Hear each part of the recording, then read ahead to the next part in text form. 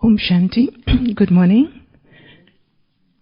The blessing for today of the 9th of February 2019.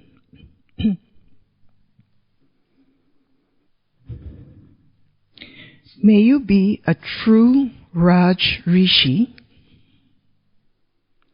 who remains free from all attachment by having an attitude of unlimited disinterest. May you be a true Raj Rishi who remains free from all attachment by having an attitude of unlimited disinterest. The explanation: a Raj Rishi means one who has a kingdom. And on the other hand, a Rishi means one who has unlimited disinterest. If there is any attachment to oneself, to another person, to any object, you cannot then be a Raj Rishi. Those who have even the slightest thought of attachment have their feet in two boats, and they are then neither here nor there.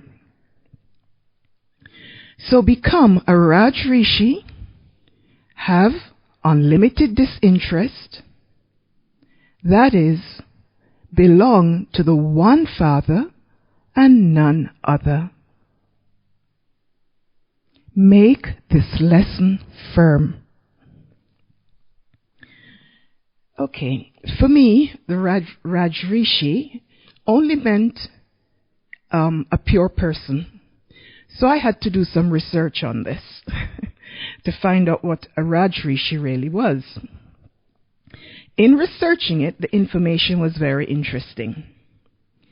And its origins in the world says a Rishi is an old person with a lot of knowledge. Historically, apparently in the Vedic religion, there are 7 patriarchs known as Saptarishis, originating from the Sanskrit word for 7. They were considered chosen by Brahma himself. I don't know if anyone knows this, but they were considered chosen by Brahma himself, and so no one could attain the status through personal effort or merit alone. Only one person apparently managed to do that, and that was Vishwamitra. Anybody familiar with him? Oh, you all are. Okay. Yeah. And he made tremendous effort apparently for tens of thousands of years and was given the status by Brahma himself. And so this accounts for a later list of 8. And why I found this so interesting is because it links to the fact that we have 8 jewels. So they have 8 as well. It eventually ended up being 8. Pardon? You think it's the same souls? Yes. It was fascinating.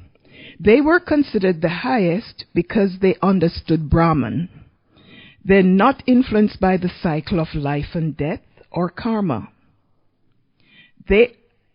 So again, for me, that was linked to dying alive and attaining the karmatit status. Yeah. They were considered as those who have understood the meaning of life and all the mysteries of creation. So again, the knowledge that Baba has given us. And they serve as representatives of Brahma. They were also known as Brahman Rishis. And there were 2 other classifications for Rishis, the Saptarishis or Brahman Rishis. And these were the Maharishis, known as Great Rishis. And they were called that because they had great, expanded and refined senses. And their third eye was considered open, fully open. A Rajarishi means a royal sage in Sanskrit. And this apparently refers to one who is a king or prince as well as a sage. You're all nodding, so you're familiar with this. Yes? Yes, this was new to me. So it was very fascinating to see the link between the confluence age and what has gone through once the path of devotion began, how they took it and changed it.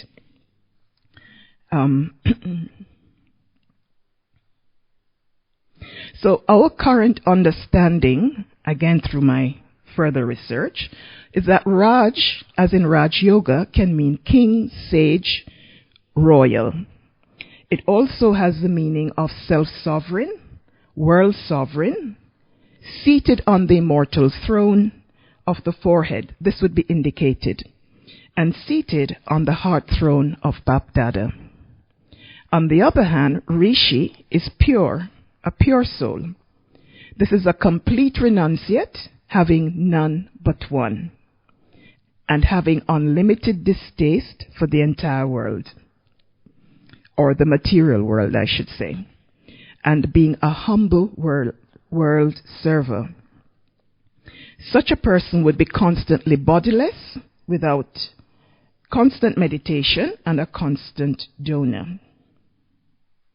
I was then tempted, because Baba said true Raj Rishi, to look at what would be a false Raj Rishi.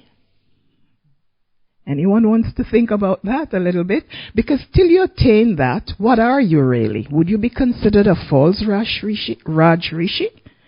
Or what would be considered on the path of devotion if you weren't a Raj Rishi? Somebody who hadn't attained that full status of purity, royalty, complete renunciate. If you hadn't attained that, what would you then be considered? A true Raj Rishi. Baba's no ego. True. Mm-hmm. Show pardon? Okay, so he's like a copy, an imitation of a real Rishi, because he would have ego. Anybody wants to offer anything else? No? What I came up with was that a false Raj Rishi would not have one father. They wouldn't have the knowledge, number one, so they can't become that true Rishi. They wouldn't have that complete purity, and if they even attempted to aim for royalty or that supreme state, they would want God plus other pleasures to have that complete. They would still want their attachments, and they would want multiple relationships, and they would be giving vice to one another. Now we can see where we may still border on some of that. So that aim to be a true Raj Rishi is the ultimate. The other thing that I also looked at is that it was similar to the Trimurti. It's like indicating the process of the Trimurti. Because you have Brahma being that creator, that attaining that level of purity, working towards it, and he's still seated. On the other hand, you have Shankar also seated, so that process of destruction that's going on internally was depicted by those two. But our aim, which is like that Raj Rishi, would be Vishnu. And Vishnu again indicates through all those ornaments that he holds, all the processes that one has to go through. So you're spinning the discus of self-realization and going through that recognition, that process of recognizing who you are through time. And then you have the conch shell, where you have to really imbibe that knowledge. Those two are the basis for you then, with the lotus being seated above, attaining the virtues.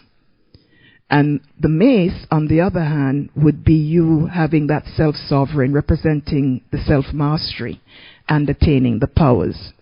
So the true Raj Rishi, from what I, just churned, is that really that's a process that we go through when you look at the Trimurti. What is the kingdom? What would be the kingdom? Baba says, a Raj Rishi means one who has a kingdom Pardon? Power? What kind of power? Pardon? Ruling power? Ruling what? Ruling the self. What would that entail to rule the self? What aspects of the self? So you look at first the senses, ruling the senses. You looked at the powers. And what I considered was the mind, intellect, and sanskars. We have to be able to have full control over that, especially the mind, which can take us in all different directions. And then the intellect, as Baba always says, the foot of the intellect has to be connected to him so that we are then able to make those pure decisions and maintain that state. And gradually, the old sanskars become submerged as these new ones, the virtues coming through the knowledge and the powers supersede the old ones. And the other thing was, Baba says, a rishi also means one who has unlimited disinterest. What would that mean for you? No desires, no attachments, only connected to Baba and being able to go beyond the body. So you're actually really being in two worlds. Your consciousness is in two worlds because you have to be able to still maneuver the material world. So what's the difference if you have that unlimited disinterest? Because you are still in the world. So what would be?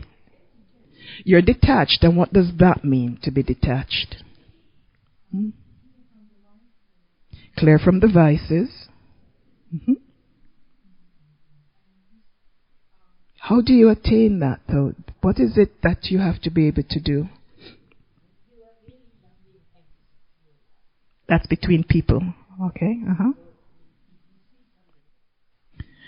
So you're doing the necessary things, but you have no attachment. So,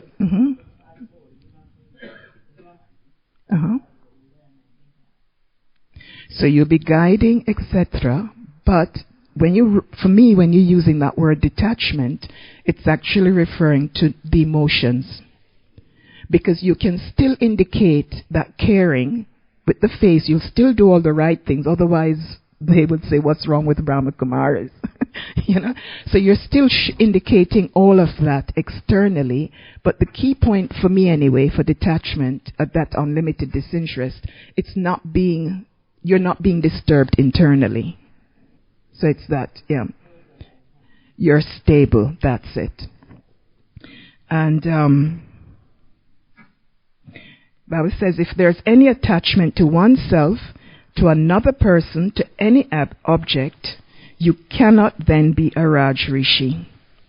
Those who have even the slightest thought of attachment have their feet in two boats, and they are neither here nor there. So that for me sort of indicated the false Raj Rishi. If you try to have your feet in both. How do I check my attachments? If I'm disturbed in any way emotionally, that's why I was looking at the emotions.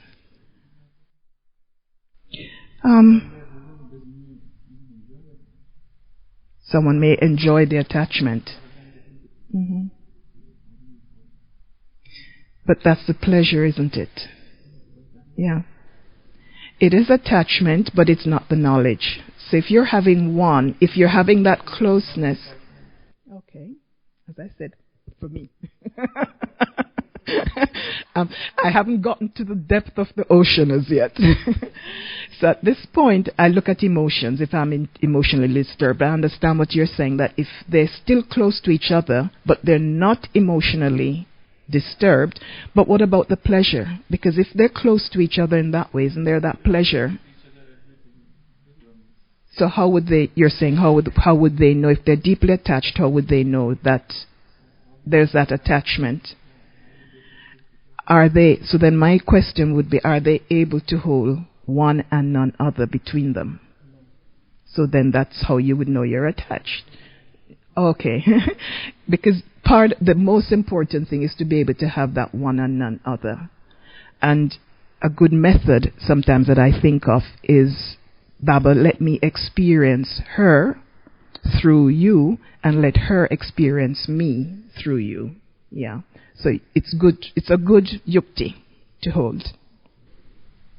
How will the other person, if they're holding to Baba, wouldn't they be experiencing me through Baba? Yeah.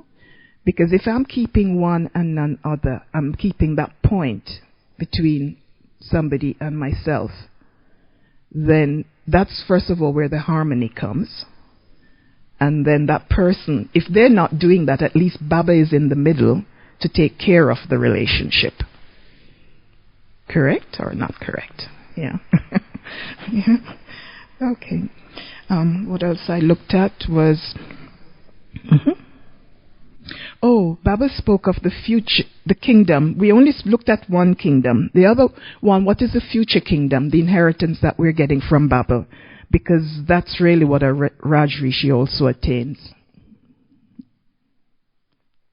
What is the inheritance? The happiness, the peace, happiness, love, yeah, contentment, and that gives them which kingdom? They come Lakshmi and Ran, so they get the kingdom of heaven. Yeah.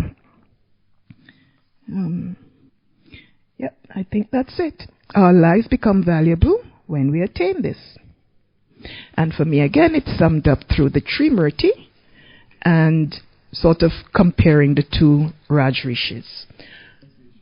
Renunciation was in there? Oh. But they're renouncing the world. We looked at that they're renouncing the world. Pardon? What do we renounce? Our disinterest is in the material world.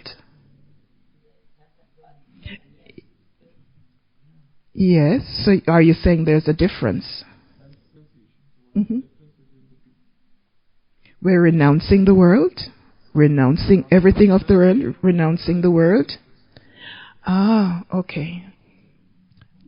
Disinterest.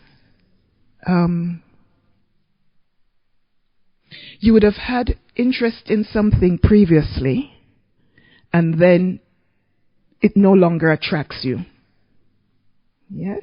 Renouncing it means that, and I'm thinking here, if you're renouncing it, you're actually letting something go that possibly you still want. So then you'd have to renounce it. Greater would be the renunciation. Yeah, because, yeah. So disinterest is a prerequisite. Interesting. Yeah. Thank you. Om Shanti.